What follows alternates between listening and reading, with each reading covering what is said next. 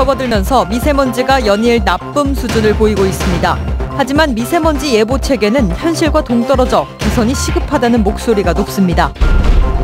민주당으로 지방선거에 출마할 후보자들이 몰려들고 있습니다. 경선 과열이 우려되고 있지만 민주평화당과 바른미래당은 상대적으로 마땅한 인물을 찾지 못하고 있습니다. 시민 세금으로 운영되는 새마을 장학금이 형평성 논란에 휩싸여 있습니다. 새마을 장학금을 받은 학생이 같은 장학금을 또 받는 사례도 있어 무리를 빚고 있습니다. 전남 드래곤즈가 새 시즌을 앞두고 연일 선수 보강에 나섰습니다. 유상철 감독 체제 하에서 상위 성적을 자신하고 있습니다. 여러분 안녕하십니까? 봄이 다가오면서 미세먼지가 다시 기승을 부리고 있습니다. 뾰족한 대책이 없어 예방이 최선인데 예보 체계가 부실하게 운영돼 문제입니다. 조희원 기자입니다. 거리를 지나는 시민들, 마스크를 착용한 사람들이 눈에 띕니다. 이날 환경부가 측정한 미세먼지 등급은 보통. 그러나 시민들의 체감 농도는 보통 수준 이상입니다. 늘 미세먼지 있는지 없는지를 확인하고 외출할 때는 끼고 다니고 있어요. 하늘도 뿌옇고 그래서 저는 나쁘다고 생각을 해서 착용을 했거든요. 미세먼지는 현재 전국에 설치된 측정소에서 채취하고 있습니다. 지상에서 높이 올라갈수록 미세먼지 농도가 옅어지기 때문에 측정소는 가능한 지상에 가깝게 설치돼야 합니다. 이에 따라 정부는 도심에 설치하는 미세먼지 측정소의 적정 높이를 1.5에서 10m 이하로 정했습니다. 예외적인 경우에는 허용하되 최대 20m를 초과할 수 없습니다. 하지만 전남 동부 지역에서 10m 높이보다 낮게 설치된 곳은 14곳 가운데 7곳뿐. 평균 높이가 13m에서 15m로 권고 기준보다 높습니다. 우리 시의 측정소가 다소 높이 설치된 이유는 대기 오염도를 대표하는 측정 지점, 측정 장비의 유지 관리의 편의성을 고려해서 시 소유 건물에 설치하였기 때문입니다. 느슨한 미세먼지 예보 등급도 문제입니다. 환경부가 사용하는 미세먼지 등급은 세계보건기구 WHO의 기준보다 2배가량 높습니다. 미세먼지 예보가 자주 엇갈리는 이유입니다. 정부는 이 같은 상황을 고려해 미세먼지 예보 등급을 재설정할 것을 검토하고 있는 상황. 봄철 갈수록 심해지는 미세먼지 예보 체계부터 꼼꼼히 살펴봐야 할 것으로 보입니다. MBC 뉴스 조희원입니다. 고로쇠 약수의 풍성한 채취를 기원하는 제38회 백운산 고로쇠 약수제가 오늘 광양 옥룡면 약수재단에서 열렸습니다. 오늘 행사는 시민의 안녕과 풍요를 기원하는 광양시립국악단의 식전 공연과 12개 읍면동의 화합과 상생을 기원하는 합수제에 이어 충문 등 기본 제례 순으로 진행됐습니다. 백운산 약수제는 경칩을 앞두고 마련된 행사로 광양시는 광양 고로쇠 홍보를 확대해 나갈 예정입니다. 정월 대보름을 맞아 다채로운 민속놀이들이 펼쳐집니다. 3일절엔 웅천해변공원과 둔덕동 용수마을, 3일동 호명마을에서 달집 태우기와 강강술래, 지신밟기와 풍등 날리기 등이 진행됩니다. 이어 대보름 당일인 2일에는 소라면 가사리 농업단지에서 쥐불놀이와 활쏘기, 투호놀이 등 다양한 체험 행사가 열릴 예정입니다. 이날 순천 나간읍성에서도 큰 줄다리기와 달집 태우기 등 민속 행사들이 마련되며 무료로 입장할 수 있습니다. 전남지사 후보로 물망에 올랐던 주승용 의원이 지방선거 불출마를 선언했습니다. 바른미래당 주승용 의원은 오늘 기자간담회를 통해 최근 바른정당과의 통합 과정에서 도내 국회의원과 기초단체장들이 탈당했다며 당 조직의 안정화와 후보 영입 등 현재 맡고 있는 도당위원장 역할에 충실하겠다고 밝혔습니다. 현재 전남지사 후보로는 더불어민주당 이계호 의원과 노관규 전 순천시장, 김영록 농림식품부 장관, 민주평화당 박지원 의원, 무소속의 장만채 전남도 교육감, 이석형 전 한평군수, 민중당 이성수 전남도당 위원장 등이 거론되고 있습니다. 6.13 지방선거를 앞두고 민주당의 입지자들이 몰려들고 있습니다. 민주당은 경선 과열을 우려하고 있지만 민주평화당과 바른미래당 등은 인물난을 겪는 등 대조적인 모습입니다. 김윤 기자입니다. 더불어민주당 전남도당이 6.13 지방선거 1차 예비 후보자를 공모한 결과 모두 174명이 신청서를 제출했습니다. 기초단체장에 나주 5명, 여수 순천 각각 4명, 목포 2명 등 15명이 지원했고 광역의원 71명, 기초의원 88명 등입니다. 민주당은 넘치는 지원자 가운데 적격 후보를 찾는 데 주력하고 있습니다. 음주, 무면허 운전자에 대한 부적격 기준을 강화하고 성폭력과 성범죄 경력자, 병역법 위반도 부적격 처리하기로 했습니다. 1차 예비후보자 검증 결과는 기초단체장과 의원, 광역의원의 선관위 예비후보 등록 시작 전인 다음 달 1일까지 마칠 예정입니다. 3차까지 3대 1에서 5대 1 경쟁률을 예상하고 있습니다. 그래서 약 1천여 명 정도 접수할 것으로 그렇게. 후보 옥석 가리기에 분주한 민주당과 달리 국민의당에서 갈라진 민주평화당과 바른미래당의 움직임은 한산하기만 합니다. 민평당은 전남의 현역 의원 다수가 소속된 만큼 전략 공천과 경선을 병행해 경쟁력 있는 후보를 내세울 방침입니다. 바른미래당의 상황은 더욱 심각해 선거에 출마할 후보군조차 거론하지 못할 정도로 인물난을 겪고 있습니다.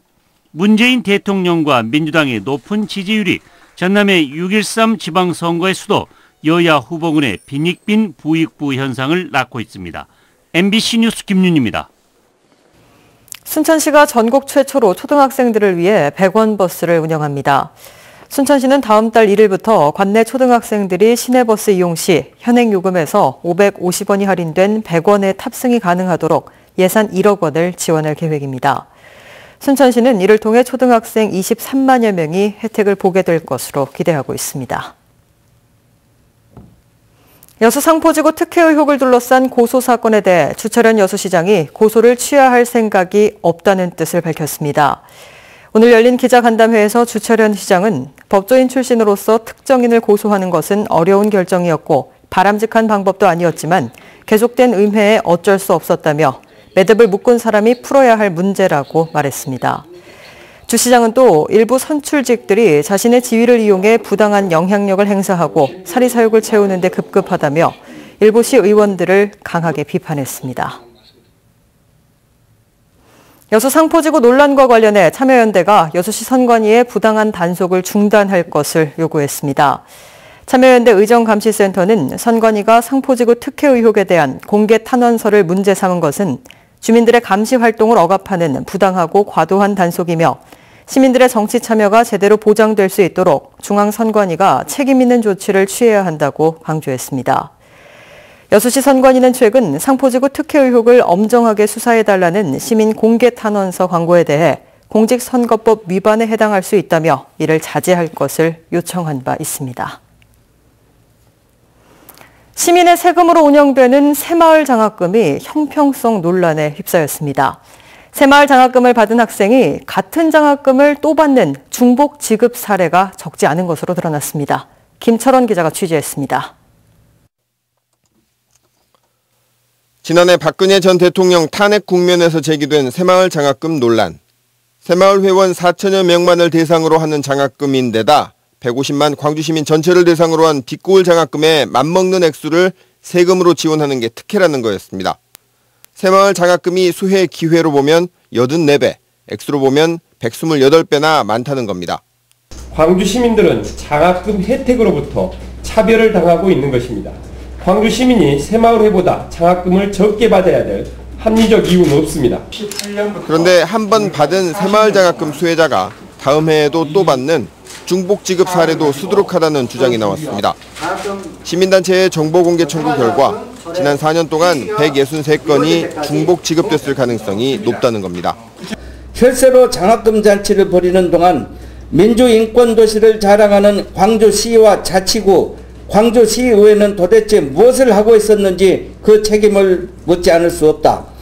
광주시 새마을회는 일단 중복 지급 사례는 있지만 조례에 금지하는 규정이 없고 특혜 시비 역시 봉사활동을 통해 지역사회에 기여하고 있다며 주장을 반박했습니다. 열심히 하고 있는 단체에다가 장학금을 주는 것은 가장 타당하지 않냐 그렇게 생각이 듭니다.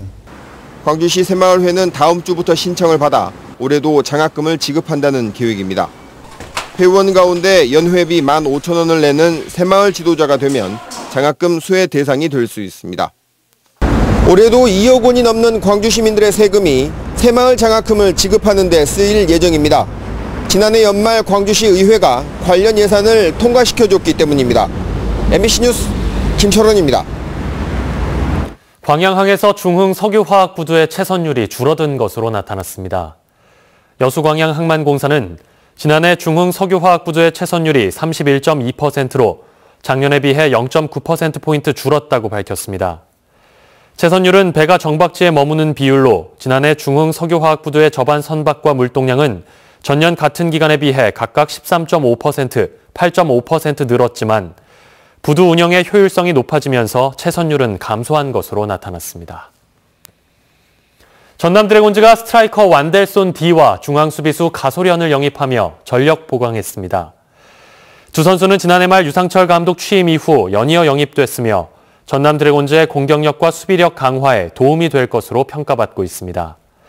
올해 초 태국과 중국 전지 훈련을 마친 전남 드래곤즈는 다음 달 1일 수원 삼성과의 원정 경기로 2018 시즌을 시작합니다.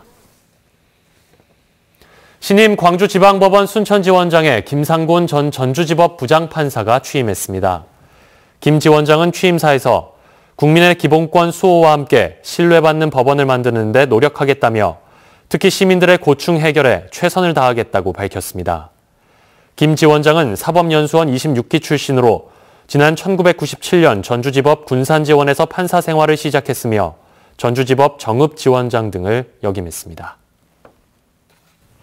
오늘 오후 2시 40분쯤 여수시 율촌면의 한 야산에서 불이 났습니다. 불은 헬기 한 대와 소방차 4대 등이 동원돼 1시간여 만에 꺼졌고 인명피해는 없었습니다. 소방당국은 논 밭두렁을 소각하던 불이 인근 임야로 번진 것으로 보고 정확한 화재 원인을 조사하고 있습니다. 지난해 전남에서 발생한 2,900여 건의 화재 가운데 17%가 임야 화재였던 것으로 집계됐습니다.